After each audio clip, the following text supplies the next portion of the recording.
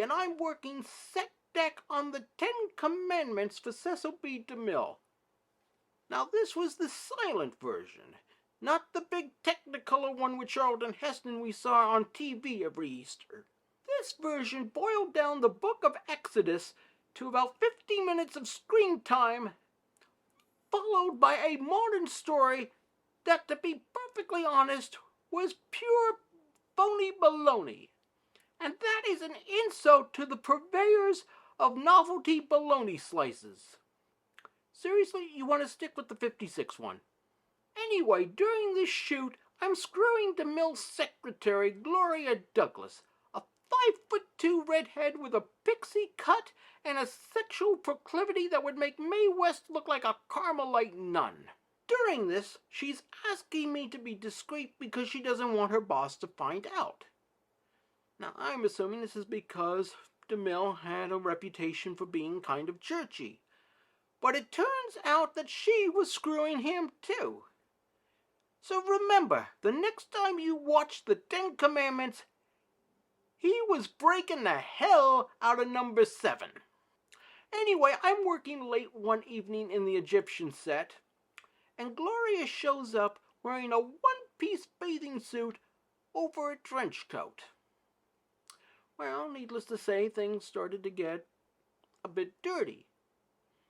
But then we hear a noise, and we jump into the back of a wagon filled with hay. And we stay there so long that we wind up falling asleep. And the next thing we knew, we were moving. The wagon was being used as part of the Exodus sequence, where the Jews finally escaped from Egypt. So we're lying there very still, waiting for our opportunity to bolt. After 3 long takes in the hot California sun, we were still waiting. Until finally someone started pulling the straw off of us, and we realized that it was DeMille himself. And let me tell you, he was not happy to see us disheveled and sweaty. Well, long story short, it was a long time before I ever worked at Paramount again. Max Sennett, on the other hand, was happy to keep me on.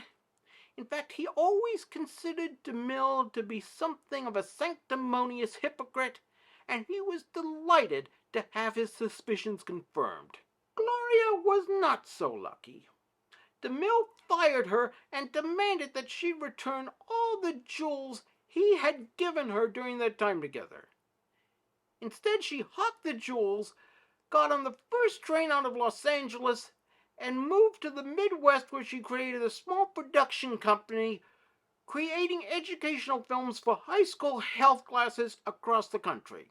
She wound up making a small fortune and was written up in Life magazine as the Cecil B. DeMille of hygiene films. Some nights you could hear DeMille's screams in the wind.